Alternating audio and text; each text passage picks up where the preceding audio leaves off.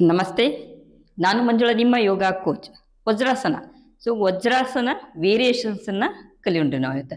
So vajrasana ಸ್ಥಿತಿಯೊಳಗೆ ಕೂಡೋದ್ರಿಂದ ಜೀರ್ಣಕ್ರಿಯೆ ಸುಧಾರಣೆ ಆಗ್ತೈತಿ.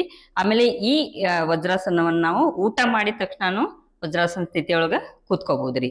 ಆಮೇಲೆ ಇದಷ್ಟ ಅಲ್ಲದ ಈ ಪಾದಗಳು ಯಾವ ರೀತಿ ಇರಬೇಕು ಸರಿಯಾದ ಕ್ರಮದಲ್ಲಿ, ಮತ್ತು ಈ ಪಾದಗಳು ವೇರಿಯೇಷನ್ಸ್ದಿಂದ, ಸೊ ವಜ್ರಾಸನ ವೇರಿಯೇಷನ್ಸ್ದಿಂದ ಇನ್ನೂ ನಮ್ಮ ಕಾಲಿಗೆ ಯಾವ ರೀತಿ ಹೆಚ್ಚಿನ ಲಾಭ ಸಿಗ್ತೈತೆ ಅನ್ನೋದ್ರ ಬಗ್ಗೆ ತಿಳ್ಕೊಳ್ಳೋಣ. ಸೊ ವಜ್ರಾಸನ ಸ್ಥಿತಿಯೊಳಗೆ ಕೂತ್ಕೋಬೇಕಂದ್ರೆ ಸೈಡ್ ಹೊಳ್ತೀರಿ, ಕಾಲು ಚಾಸ್ತೀರಿ. ಸೊ ಇದು ಹೆಂಗೆ ಸರಿತನೆ ಕೂತ್ಕೋಬೇಕು, ಯಾವ ರೀತಿ ವಾಪಸ್ ಬರಬೇಕು ಅನ್ನೋದನ್ನ ವಿಡಿಯೋ ಮೊದಲ ಮಾಡೇನ್ರಿ ನಾನು. ಸೊ ಆ ವಿಡಿಯೋ ಈ ವಿಡಿಯೋಕ್ಕೆ ಲಿಂಕ್ ಕೊಟ್ಟಿರ್ತೀನಿ, ಈ ವಿಡಿಯೋ ಕೆಳಗೆ ಲಿಂಕ್ ಕೊಟ್ಟಿರ್ತೀನಿ ರೀ.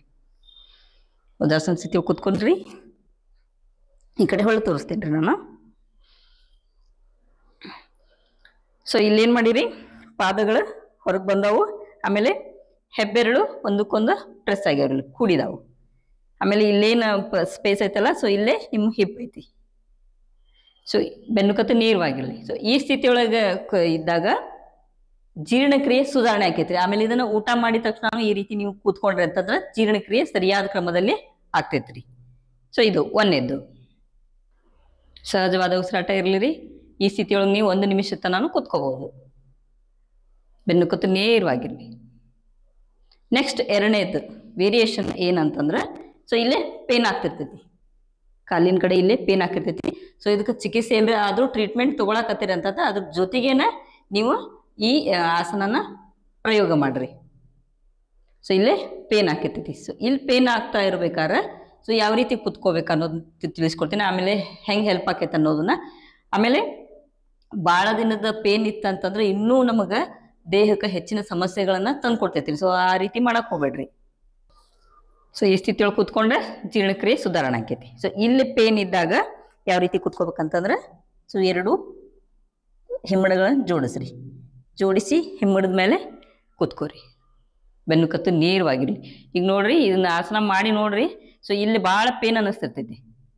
ಸೊ ಈ ಪೇನ ಇಲ್ಲೇನು ನಮ್ಮ ಮಾಸ್ಪೇಶಿಯಾ ಅಂತ ಇರ್ತೈತಲ್ಲ, ಸೊ ಅದಕ್ಕೆ ರಿಲ್ಯಾಕ್ಸ್ ಕೊಡ್ತೈತ್ರಿ, ಸ್ಟ್ರೆಂತ್ ಬರ್ತೈತಿ. ಇಲ್ಲ ಒಟ್ಟ ಕುಂದ್ರಾಕಾಗಲ್ಪ ಭಾಳ ಪೇನ್ ಬರಾಕತ್ತಂತಂದ್ರೆ, ಸೊ ಇಲ್ಲೇ ಈ ಭಾಗದಾಗ ಏನೈತಲ್ರಿ, ಸೊ ಈ ಭಾಗದಾಗ ಮೆತ್ತನ್ ಟ್ಯಾವೆಲ್ ಇಟ್ಕೊಂಡು ಕೂಡ ಕೂತ್ಕೋರಿ. ಸೊ ಇಲ್ಲಿ ನೋಡ್ರಿ, ಈ ರೀತಿ ಹಿಮ್ಮಡಗಳು ಜೋಡಿಸಿದ್ದೈತಿ. ನಂತರ ಪಾದಗಳೇನದಾವು ನೇರವಾಗೈತಿ, ಬೆನ್ನುಕತ್ತು ನೇರವಾಗಿರಲಿ. ಇದು ಎರಡನೇದು. ಸೊ ಮೂರನೇ ರೀತಿ ಯಾವ ರೀತಿ ಅಂತಂದ್ರೆ, ಸೊ ಇಲ್ಲಿ ಹಿಮ್ಮಡಕ್ಕೆ ಪೇನ್ ಬರ್ತೈತಿ, ಆಮೇಲೆ ಇಲ್ಲಿ ಪೇನ್ ಬರ್ತೈತಿ ನೋಡ್ರಿ. ಸೊ ಅದು ರಿಲೀಫ್ ಆಗಕ್ಕೆ ಯಾವ ರೀತಿ ಕೂತ್ಕೋಬೇಕಂತಂದ್ರೆ, ಸೊ ಯಾವ ಕಾಲು ಪೇನ್ ಐತಲ್ಲ ಅದನ್ನ ಸೆಂಟರ್ ಇಟ್ಕೋರಿ, ಒಂದ್ರ ಮೇಲೆ ಒಂದು ಕಾಲು ಹಾಕ್ತೀರಿ. ಸೊ ಏನು ಮಾಡಿದ್ರಿ, ಈ ಪಾದದ ಮೇಲೆ ಇಲ್ಲಿ ಕ್ರಾಸ್ ಈ ರೀತಿ ಕೂತ್ಕೊಳ್ಳೋದು. ಇಲ್ಲೂ ಕೂಡ ಬೆನ್ನುಕತ್ತು ನೇರವಾಗಿರ್ಬೇಕು, ಸಹಜವಾದ ಉಸಿರಾಟ ಇರಲಿ ರೀ. ನಂತರ ಒಂದೇ ಕಾಲ ಮೇಲೆ ಮಾಡಿಬಿಡಕ್ಕೆ ಹೋಗ್ಬೇಡ್ರಿ, ಇನ್ನೊಂದು ಕಾಲು ಕೂಡ ಮಾಡ್ಬೇಕ್ರಿ. ಸಹಜವಾದ ಉಸಿರಾಟ, ಬೆನ್ನುಕತ್ತು ನೇರವಾಗಿರಲಿ. ಸೊ ಇದ ಸ್ಥಿತಿಯೊಳಗೆ 1 ನಿಮಿಷ ನಾನು ಕೂತ್ಕೋತೀರಿ. ವಾಪಸ್. ಸೊ ವಜ್ರಾಸನದೊಳಗೆ ಪಾದಗಳು 3 ರೀತಿಯಾಗಿ ಇಟ್ಕೊಂಡು ಕೂತ್ಕೋಬೋದು. ಸೊ ಜೀರ್ಣಕ್ರಿಯೆ ಸುಧಾರಣೆ ಆಗೋದಂದ ಸಾಕಷ್ಟು ನಮ್ಮ ಕಾಲಿಗೆ ಕೂಡ ಲಾಭ ಆಗ್ತೈತಿ. ಆಮೇಲೆ ಏನು ಪೇನ್ ಆಗ್ತಿರ್ತೈತಲ್ಲ, ಸೊ ಅದನ್ನು ಅಬ್ಸರ್ವ್ ಮಾಡಿರಿ, ಅನುಭವ ಮಾಡ್ಕೋರಿ. ಸೊ ಈ ವಜ್ರಾಸನ ಸ್ಥಿತಿಯಿಂದ ಜೀರ್ಣಕ್ರಿಯೆ ಸುಧಾರಣೆ ಆಗ್ತೈತಿ ಮತ್ತು ಮನಸ್ಸಿಗೆ ಶಾಂತಿ ಸಿಗ್ತೈತಿ. ಆಮೇಲೆ ಇದೊಂದು ಬ್ಯೂಟಿಫುಲ್ ಆಸನ, ಒತ್ತಡ ಮತ್ತು ಆತಂಕ ಕೂಡ ಕಡಿಮೆ ಆಗ್ತೈತಿ. ಈ ವಿಡಿಯೋ ಇಷ್ಟ ಆದಲ್ಲಿ ಲೈಕ್ ಮಾಡಿರಿ, ಶೇರ್ ಮಾಡಿರಿ ಮತ್ತು ಸಬ್ಸ್ಕ್ರೈಬ್ ಮಾಡಿರಿ. ನಿಮ್ಮ ಅನಿಸಿಕೆಗಳನ್ನು ಕಮೆಂಟ್ ಬಾಕ್ಸಲ್ಲಿ ತಿಳಿಸ್ರಿ.